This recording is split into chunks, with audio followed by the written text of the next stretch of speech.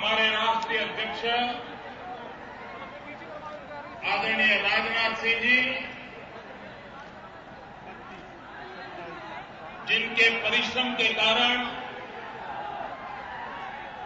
आज मध्य प्रदेश दसों दिशाओं में प्रगति कर रहा है, ऐसे भाई शिवराज जी, बहन सुषमा जी, अरुण जेटली जी, श्री नरेंद्र तोमर जी, आदरणीय डॉक्टर जोशी जी, मंच पर विराजमान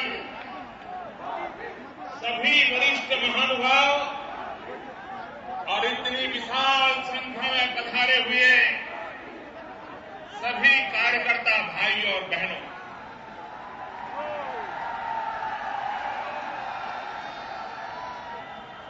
सार्वजनिक जीवन में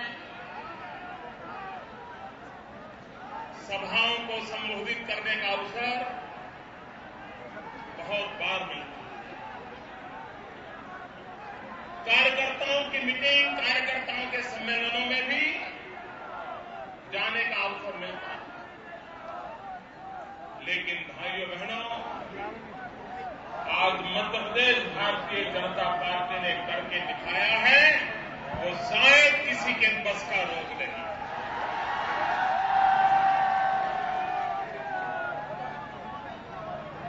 मैं मध्य प्रदेश भारतीय जनता पार्टी के अध्यक्ष जी को, मुख्यमंत्री जी को, उनकी पूरी टीम को और पार्टी के लक्षाधिक कार्यकर्ताओं को अभिनंदन करता हूं, वंदन करता हूं। उन्होंने आज संगठन शास्त्र का एक नया आयाम सिद्ध कर दिया है और इसलिए आप सब अभिनंदन के अधिकारी हैं, बधाई के अधिकारी हैं। भाइयों बहनों, मैं सोच रहा था कि पंडित दीनदयाल उपाध्याय जी को उत्तम से उत्तम श्रद्धांजलि क्या हो सकती है, वो कौन सा तरीका हो सकता है जिस तरीके से हम पंडित दीनदयाल उपाध्याय जी को हम श्रद्धांजलि दें। मैं मानता हूं मध्य प्रदेश भारतीय जनता पार्टी ने, आप सब कार्यकर्ताओं ने सारे देश को एक नई राह दिखाई है कि पंडित दीनदयाल जी को इससे बढ़िया कोई उत्तम श्रद्धांजलि नहीं हो सकती,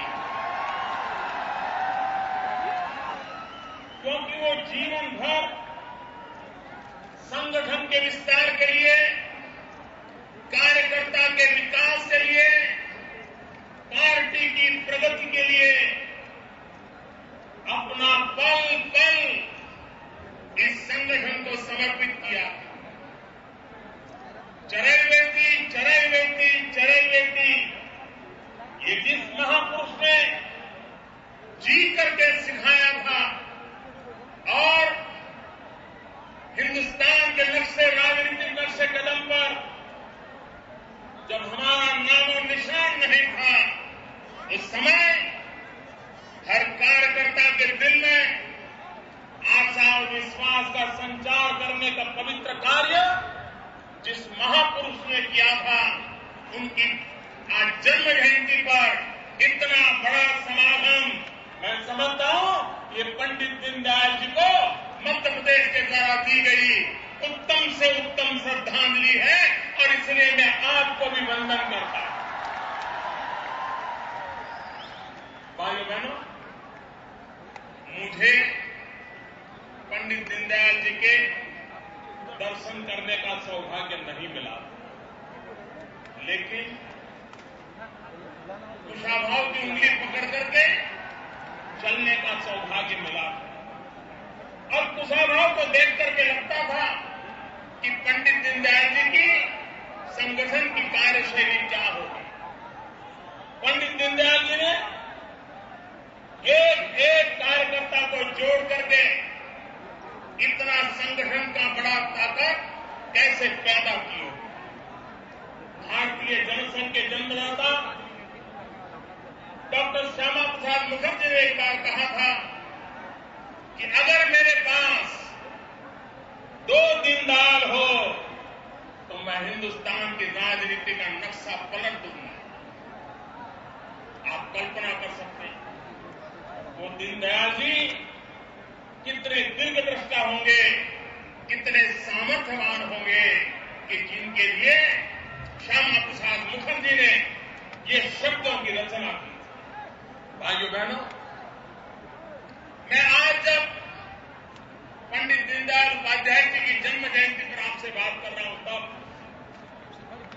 हम कार्यकर्ताओं को स्मरण होना चाहिए कि 2015 और 2016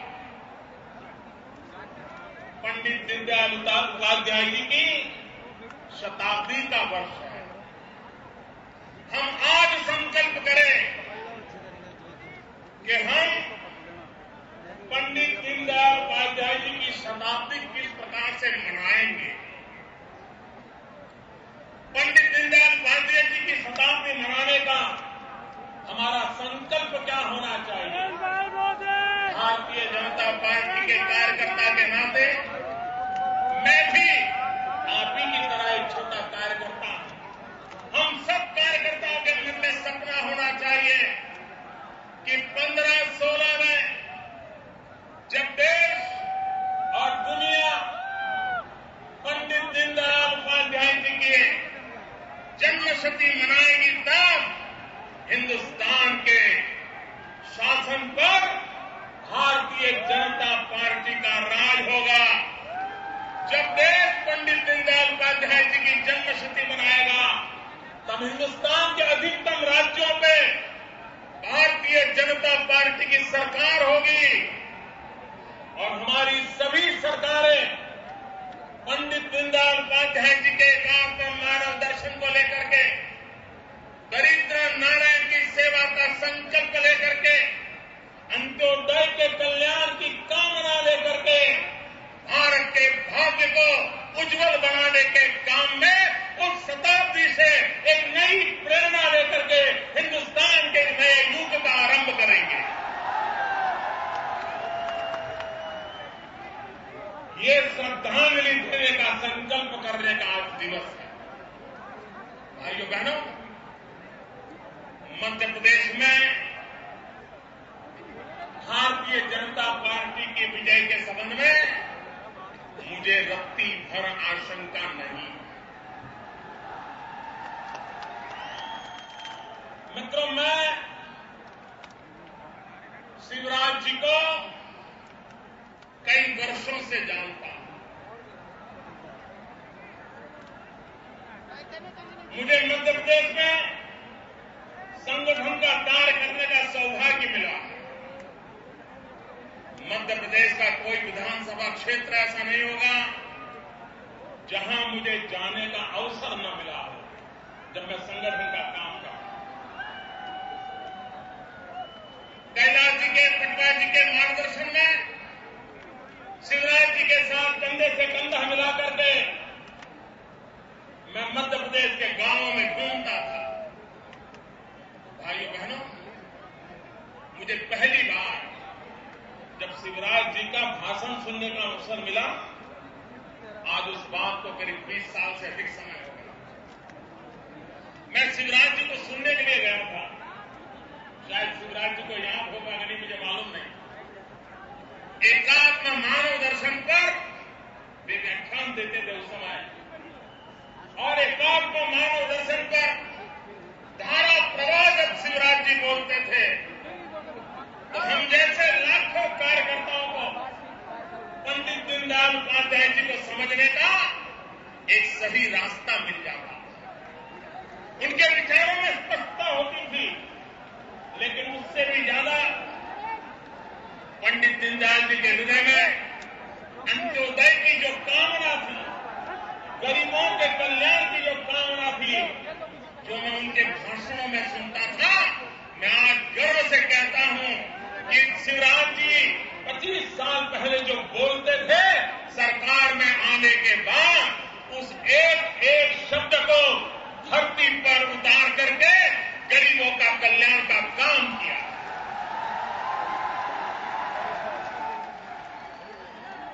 भाइयों बहनों, कांग्रेस पार्टी ने 60 साल तक इस देश में शासन किया, लेकिन पहले कभी कांग्रेस के किसी नेता के मुंह से दिल्ली में बैठी किसी सरकार के द्वारा इंक्लूसिव ग्रोथ ये शब्द हमने कभी सुना नहीं। इन दिनों उनको उछल उछल करके इंक्लूसिव ग्रोथ ये शब्द प्रयोग करना पड़ रहा है। कांग्रेस को ये शब्द इसलिए स्वीकार करना पड़ा है कि जहां जहां भारतीय जनता पार्टी को जनता ने सेवा करने का अवसर दिया, भारतीय जनता पार्टी की सरकारों ने सर्वांगीण विकास पर बल दिया, इंक्लूसिव विकास पर बल दिया। गांव हो, गरीब हो, किसान हो, दलित हो, पीड़ित हो, शोषित हो, गरीब हो, अनपढ़ हो, पुरुष हो या महिला हो, बूढ़े हो या नौजवान हो, हरेक के कल्याण का काम इन सरकारों ने किया और उसका परिणाम ये आया है कि आज दिल्ली की सल्तनत को आए दिन इंक्लूसिव ग्रोथ की बात करने के लिए मजबूर होना पड़ा है। और उसका अगर सबसे बड़ा श्रेय किसी को जाता है तो श्रीमान शिवराज जी को जाता है। भाइयों बहनों, आपको मालूम है आपातकाल में श्रीमती इंदिरा गांधी जी ने गरीबों के कल्याण के लिए एक 20 सूत्री कार्यक्रम बनाया और भारत सरकार उसको मॉनिटर करती है। देश की हर सरकारें, राज्य सरकारें उसको इम्प्लीमेंट करती है और हर 3 महीने उसका लेखा जोखा प्रकट किया जाता है। इंदिरा गांधी के जमाने से योजना शुरू हुई, मोरारजी भाई की सरकार बनी, उन्होंने उसको कंटिन्यू किया था, चालू रखा था। उसके बाद जितनी सरकारें आई, हर ने उस योजना को आगे बढ़ाया, किसी ने उस योजना को रोका नहीं। लेकिन पिछले 7-8 साल से इसका जब लेखा जोखा बाहर निकलता है, इस राज्य ने कैसा परफॉर्मेंस किया, इसका जब लेखा जोखा निकलता है तो पिछले 7-8 साल से लगातार सबसे अच्छा काम करने वाले, गरीबों की भलाई के लिए 20 सूत्री कामों का सही ढंग से इम्प्लीमेंटेशन करने वाली सरकारों में पहले 5 जो सरकारों के नाम आए हैं वो हमेशा या तो बीजेपी की सरकारें आई हैं या तो एनडीए के साथी दलों की सरकारों ने गरीबों की भलाई का काम किया।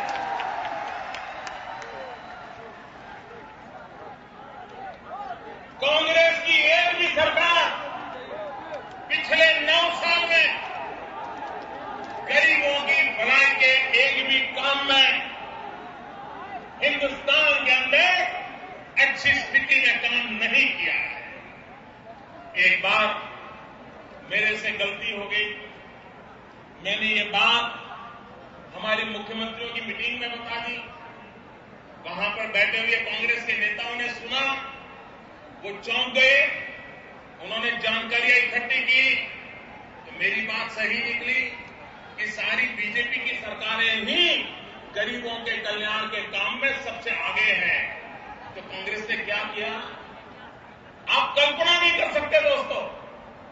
दिल्ली में बैठी हुई सरकार ने अपने राज्यों को कुछ अच्छा कर दिखाने के लिए नहीं कहा, उन्होंने क्या किया, हर 3 महीने जो लेखा जोखा लेते थे, जो सार्वजनिक किया जाता था, वो करना बंद कर दिया ताकि कांग्रेस की बेइज्जती बंद हो जाए। आप आपके मुंह में इंक्लूसिव क्रांति को बात शोभा नहीं देगी। भाइयों बहनों, आप देखिए, यहां कांग्रेस के पास पटवा जी के बाद 10 साल कांग्रेस के पास सरकार रही और पटवा जी ने, कैलाश जी ने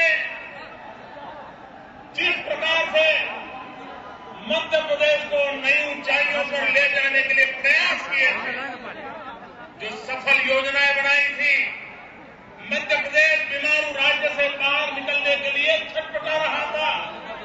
पटवा जी की सरकार कुछ न कुछ करके प्रयास कर रही थी, लेकिन अचानक उस सरकार को जाना पड़ा और बाद में कांग्रेस की सरकार 10 साल रही। जो काम पटवा जी करके गए थे, वो सारे कामों को मिट्टी में मिला दिया। मध्य प्रदेश से फिर से बीमारू राज्य बना के छोड़ा, लूट चली दोस्तों। मैं मध्य प्रदेश की जनता से कहना चाहता हूं, मैं आग्रह करना चाहता हूं, पटवा जी की सरकार के बाद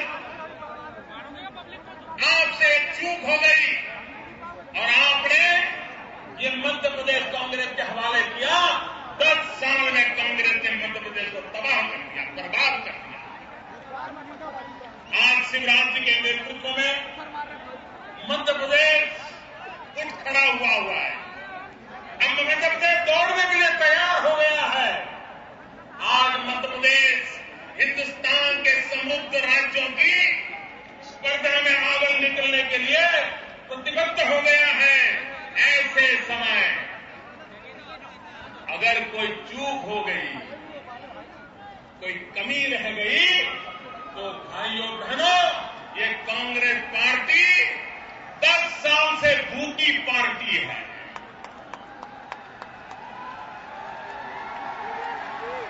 मध्य प्रदेश का हाल कैसा बेहाल कर देगी, इसका आप अंदाज कर सकते हैं। और इसलिए भाइयों बहनों, मध्य प्रदेश के एक एक कार्यकर्ता का दायित्व बनता है कि मध्य प्रदेश जिस पढ़ाई विकास की ऊंचाइयों को छूने जा रहा है, हम उसमें कोई रुकावट आने नहीं देंगे और मध्य प्रदेश को शिवराज जी तो पूरी ताकत से खींच रहे हैं, आगे बढ़ा रहे हैं। भारतीय जनता पार्टी का एक एक कार्यकर्ता विकास के फल गरीब के घर पहुंचाने के लिए एड़ी चोटी का जोर लगा रहा है। लेकिन मुसीबत ये है कि दिल्ली की सरकार शिवराज जी को चैन से बैठने नहीं देती। आए दिन अड़ंगे डालती, कोई अच्छी योजना लेकर के जाए, दिल्ली की सरकार उस योजना को न होने के लिए हर प्रकार के कारनामे करती है। भाइयों बहनों, दिल्ली में अटल जी अडवाणी जी की भी सरकार, लेकिन कभी हिंदुस्तान की किसी दल की सरकार ने अटल जी अडवाणी जी की सरकार के लिए शिकायत नहीं की। यहां बैठे हुए अनेक लोग दिल्ली में एनडीए की सरकार में मंत्री थे। हिंदुस्तान के विरोध विपक्ष की सरकारों ने भी कभी एक बार भी शिकायत नहीं की थी कि एनडीए के कारण हमारे राज्य को परेशानी हो रही है। भाइयों बहनों, आज दिल्ली की सल्तनत हिंदुस्तान के उन राज्य जिन राज्यों ने कांग्रेस को वोट नहीं दिया है, उन जनता को जितनी परेशानियां कर सकती है, उसे करने में कोई पीछे नहीं रहती है। आज मध्य प्रदेश में अगर कोई कठिनाइयां है, तो उस कठिनाइयों का कारण ये दिल्ली की सल्तनत है, उनके कारनामे। मैं उदाहरण देता हूं मित्र, जब कांग्रेस ने मध्य प्रदेश को बीमारू बनाया, तब मध्य प्रदेश में 3000 मेगावाट बिजली का भी उत्पादन नहीं होता। सोचिए मित्रों, इस देश के पॉलिटिकल पंडित सोचिए, भाजपा की सरकारें क्या काम कर सकती है, शिवराज जी क्या काम कर सकते हैं, जरा सोचिए। मित्रों, जब बीमारू राज का नेतृत्व कांग्रेस करती थी,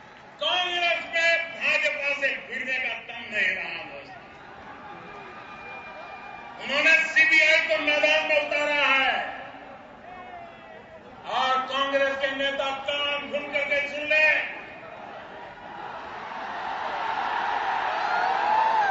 आपातकाल के दमन चक्र को याद कर ले। आपातकाल के दमन चक्र को इस देश की जनता ने चुन चुन करके हिसाब चुकते किया था। अगर आप और आपकी सीबीआई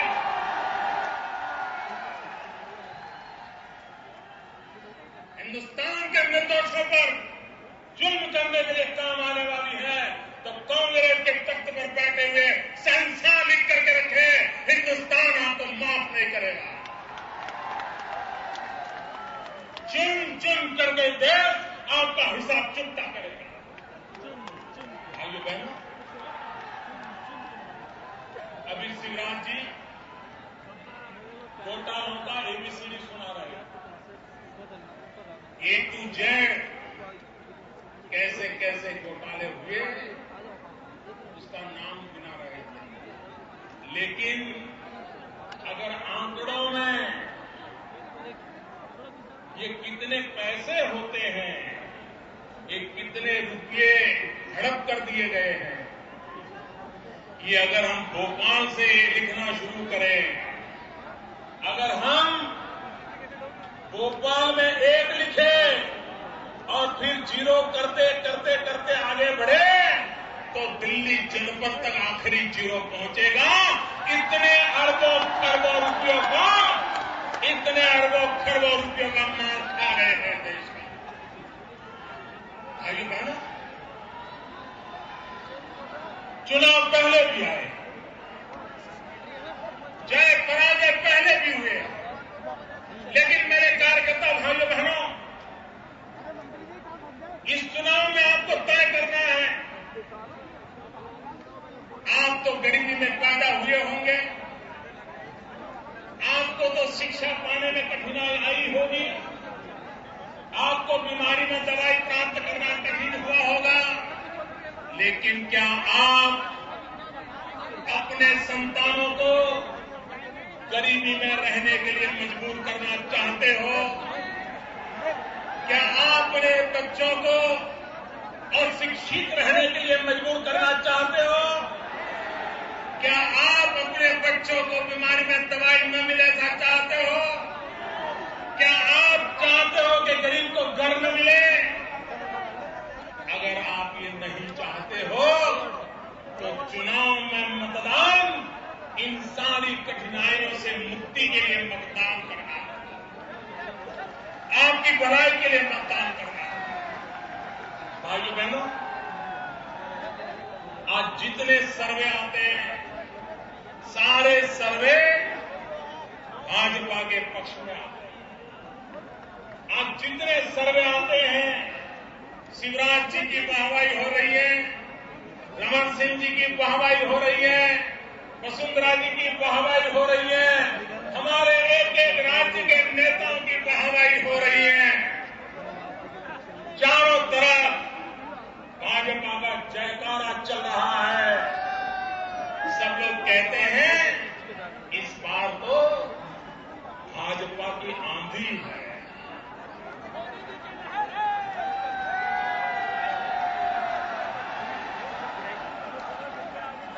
लोग कहते हैं इस बार कश्मीर से कन्याकुमारी अटक से अटक पूरे हिंदुस्तान में भाजपा की आंधी है। कार्यकर्ता भाइयों बहनों, ये बात सुनकर के हमें भी आनंद आता है। हम लोग भी गली मोहल्ले में, गांव में गरीब के घर जाते हैं और भाजपा की वाहवाही सुनते हैं, हमारा भी सीना चौड़ा हो जाता है। लेकिन भाइयों बहनों, आज यहां बूथ के कार्यकर्ता आए हैं और मैं संगठन से जुड़ा हुआ कार्यकर्ता हूं, इसलिए मैं कुछ संगठन की बातें भी सार्वजनिक रूप से आपसे करना चाहता हूं। आप मुझे कहिए भाइयों, आंधी कितनी ही तेज क्यों न हो, 150 किलोमीटर की स्पीड से आंधी चल रही हो, 200 किलोमीटर की स्पीड से आंधी चल रही हो, और अगर आप चौराहे पर खड़े रह करके साइकिल का ट्यूब लेके खड़े हो जाएं, 200 की स्पीड से भी आंधी चलती होगी तो भी साइकिल की ट्यूब में हवा भरेगी? हवा भरेगी? 200 की स्पीड से हवा चल रही है लेकिन साइकिल की ट्यूब लेके खड़े हो जाएं तो हवा भरेगी? हवा भरने के लिए पंप लगता है कि नहीं लगता है? भाइयों बहनों, पोलिंग बूथ में भारतीय जनता पार्टी के हर कार्यकर्ता ने इस आंधी को मतपेटी तक ले जाना, ये सबसे प्रमुख काम। मतपेटी भरेगी कार्यकर्ताओं के पुरुषार्थ से, मतपेटी भरेगी कार्यकर्ताओं के संपर्क से, मतपेटी भरेगी कार्यकर्ताओं के प्रति सामान्य मानवीय के विश्वास से। और इसलिए इतनी बड़ी मात्रा में सारे बूथ के कार्यकर्ता जब लौट रहे हैं, भाइयों बहनों, इस देश में महात्मा गांधी की चर्चा सबने की। आए दिन महात्मा गांधी के नाम का चर्चा हर कोई करते हैं, लेकिन महात्मा गांधी का एक सपना अधूरा रह गया। महात्मा गांधी की इच्छा अभी उसे पूरा करना बाकी है। करेंगे भैया? 2 हाथ ऊपर करके पूरी ताकत से बताइए, क्या महात्मा गांधी की इच्छा पूरी करेंगे? महात्मा गांधी का सपना पूरा करेंगे? महात्मा गांधी की इच्छा परिपूर्ण करेंगे? मुझे पूछा तो नहीं उनकी क्या इच्छा थी, ऐसे ही हाँ कह दिया। भाइयों बहनों, महात्मा गांधी जी के जीवन के अंतकाल में इच्छा थी इस देश में से कांग्रेस को बिखेर दिया जाए। महात्मा गांधी की इच्छा थी हिंदुस्तान से कांग्रेस को खत्म कर दिया जाए, लेकिन कांग्रेस के लोगों ने महात्मा गांधी की इच्छा पूरी नहीं की। महात्मा गांधी की इच्छा पूरी करने का जिम्मा ये लाखों कार्यकर्ता हमारे सर पर है। करेंगे, करेंगे, करेंगे। और भाइयों बहनों, अगर महात्मा गांधी का सपना पूरा करने का मतलब होता है कांग्रेस मुक्त हिंदुस्तान, इस देश को कांग्रेस से मुक्त करना है, कांग्रेस के वर्क कल्चर से मुक्त करना है, कांग्रेस के कारनामों से मुक्त करना है, कांग्रेसी करप्शन से मुक्त करना है, भाई भतीजेवाद से मुक्त करना है, लोकतंत्र की सही रूप में प्रस्तावित करने के लिए महात्मा गांधी के सपनों को पूरा करने के लिए काम करना है। और अगर हिंदुस्तान को कांग्रेस से मुक्त बनाना है तो भाइयों बहनों, हमारा काम है हमारे पोलिंग बूथ को कांग्रेस मुक्त पोलिंग बूथ बनाएंगे। यहां 50,000 से अधिक पोलिंग बूथ के कार्यकर्ता मेरे सामने बैठे हैं। जहां जहां मेरी नजर पहुंच रही है, मुंड ही मुंड नजर आ रहे हैं, मुंड ही मुंड।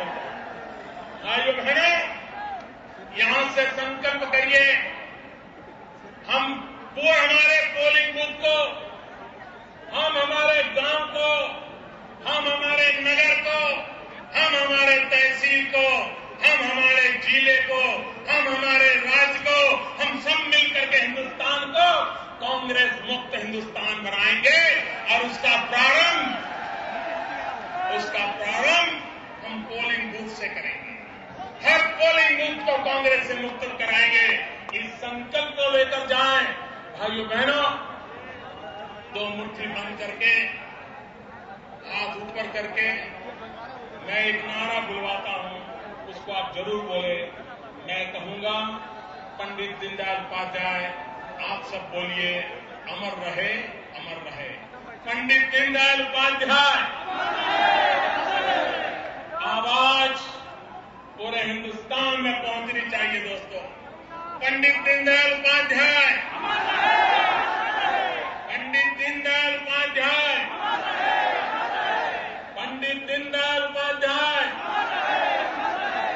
भारत माता की, भारत माता की, भारत माता की, वंदे वंदे वंदे वंदे वंदे वंदे वंदे वंदे वंदे वंदे वंदे।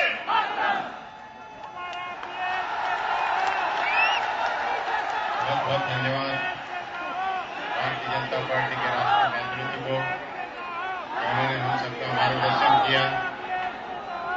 कार्यकर्ता बंधुओं, मैं आपसे 2-3 सूचनाएं देना चाहता हूं। भोजन की व्यवस्था मेरी बाईं ओर जो मैदान है वहां पर है। आप सब लोगों से निवेदन है कि आप क्रमबद्ध ढंग से भोजन करते हुए जाए।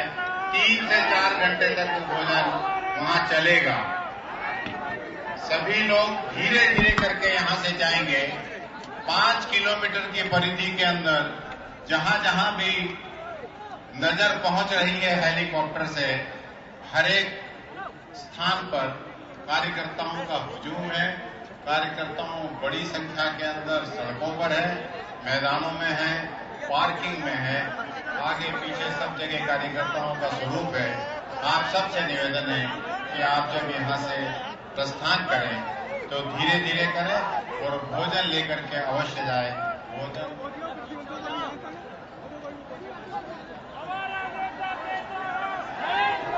और जब आप जिन लोगों की 12 ट्रेनें हैं जो कि क्रमबद्ध ढंग से जाने वाली है 8 बजे से लगा के 11 बजे तक, तो आप धीरे धीरे करके जाएं, भोजन करके जाएं, जल्दी न करें। अब मैं जिले के अध्यक्ष आलोक शर्मा जी से निवेदन करता हूं कि वो धन्यवाद दें।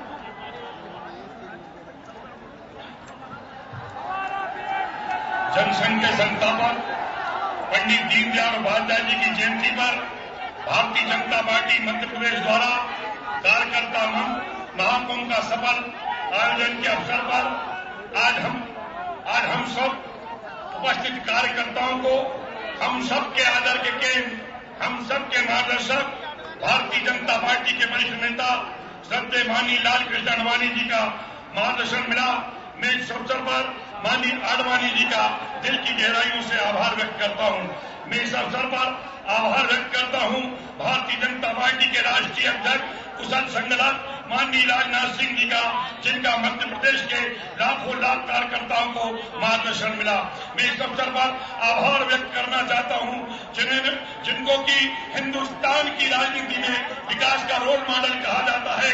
गुजरात के लोकप्रिय मुख्यमंत्री भारतीय जनता पार्टी के भावी प्रधानमंत्री माननीय नरेंद्र भाई मोदी जी का, जिन्होंने आज मध्य प्रदेश की राजधानी भोपाल में आकर मध्य प्रदेश भारतीय जनता पार्टी के कार्यकर्ताओं का मनोबल बढ़ाया। मैं आभार व्यक्त करना चाहता हूं लोकसभा में नेता प्रतिपक्ष दीदी सुषमा स्वराज जी का, जिनका कि आज हम सबको मार्गदर्शन मिला। मैं इस अवसर पर दिल की गहराइयों से आभार व्यक्त करना चाहता हूं राज्यसभा में नेता प्रतिपक्ष माननीय अरुण जेटली जी का। मैं इस अवसर पर आभार व्यक्त करना चाहता हूं भारतीय जनता पार्टी के वरिष्ठ नेता माननीय वेंकैया नायडू जी का, जिनका कि आज हम सबको मार्गदर्शन मिला।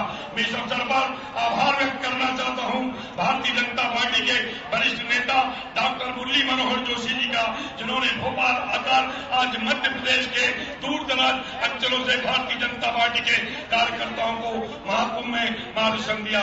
मैं इस अवसर पर आभार व्यक्त करना चाहता हूं भारतीय जनता पार्टी के राष्ट्रीय महामंत्री मध्य प्रदेश भारतीय जनता पार्टी के प्रभारी माननीय अनंत कुमार जी का, जो कि हमेशा मध्य प्रदेश के कार्यकर्ताओं को मार्गदर्शन देते हैं। मैं इस अवसर पर आभार व्यक्त करना चाहता हूं भारतीय जनता पार्टी के राष्ट्रीय उपाध्यक्ष ओजस्वी वक्ता दीदी उमा भारती का, जिनका कि आज हम सब कार्यकर्ताओं को मार्गदर्शन मिला।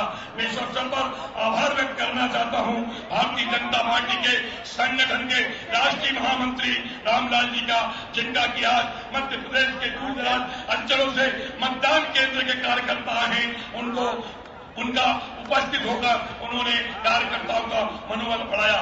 मैं इस अवसर पर आभार व्यक्त करना चाहता हूं भारतीय जनता पार्टी के राष्ट्रीय महामंत्री थावरचंद गहलोत का मैं आभार व्यक्त करना चाहता हूं भारतीय जनता पार्टी के राष्ट्रीय उपाध्यक्ष प्रभात झा जी का मैं आभार व्यक्त करना चाहता हूं भारतीय जनता पार्टी के वरिष्ठ नेता तनवीर अहमद साहब का मैं आभार व्यक्त करना चाहता हूं। इस अवसर पर प्रदेश के पूर्व मुख्यमंत्री हम सबके मार्गदर्शक श्रद्धेय सुंदरलाल पटवा जी का, श्रद्धेय कैलाश जोशी जी का, माननीय विक्रम वर्मा जी का, माननीय सत्यनारायण जटिया जी का, माननीय कैलाश सारंग जी का, माननीय आरिफ बेग साहब का, जिन्होंने उपस्थित होकर आज के कार्यक्रम की गरिमा को बढ़ाया। मैं आभार व्यक्त करना चाहता हूं प्रदेश के समस्त पदाधिकारियों का, जिन्होंने की आज पूरे समय मंच पर उपस्थित होकर कार्यक्रम की गरिमा को बढ़ाया। मैं आभार व्यक्त करना चाहता हूं मध्य प्रदेश के मंत्रिमंडल के समस्त सदस्यों का मैं आभार व्यक्त करना चाहता हूं, मध्य प्रदेश के समस्त सांसदों का मैं आभार व्यक्त करना चाहता हूं, मध्य प्रदेश के सभी विधायकों का मैं आभार व्यक्त करना चाहता हूं, भारतीय जनता पार्टी के समस्त प्रदेश से पधारे हुए जिलाध्यक्षों का, मंडल अध्यक्षों का, नगर केंद्र के संयोजकों का, ग्राम केंद्र के संयोजकों का, पालकों का, बूथ अध्यक्षों का, जिन्होंने आज ऐतिहासिक मैं समझता हूं हिंदुस्तान ही नहीं दुनिया के अंदर सबसे बड़ा कार्यकर्ता महाकुंभ आज मध्य प्रदेश की राजधानी भोपाल राजा भोज की नगरी के अंदर संपन्न हुआ है। मैं इस अवसर पर आभार व्यक्त